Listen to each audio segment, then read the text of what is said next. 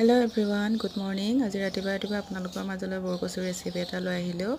আৰু এফালে মই বৰকচুখিনি বইল কৰি লৈছিলো আৰু ইয়াতে মই তেলতে আদা নহৰু জলকীয়া শুকান জলকীয়া আৰু কেঁচা জলকীয়া মই দি দিছিলো আৰু মই বগৰীখিনি অলপ ভাজি লম ইয়াতে বগৰীখিনি ভাজি হোৱাৰ পিছতে মই ইয়াতে অলপ পানী দিম বগৰীকিটা সিজিবৰ কাৰণে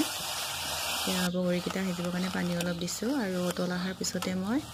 ইয়াতে মাছখিনি দি দিম যেহেতু মই বৰকচু মাছৰ সৈতে আপোনাৰ এইফালে মই বগৰী দি বনাইছো আৰু ইয়া উতল অহাৰ পিছতে মই ইয়াতে কচুখিনি দিছো বইল কৰি ৰাখা কচুখিনি কাৰ বৰকচু প্ৰিয় কমেন্ট কৰিব হা এফালে মাছখিনি অলপ লৰাই লম মই তৰকাৰীখন ইয়া উতল আহিছে আৰু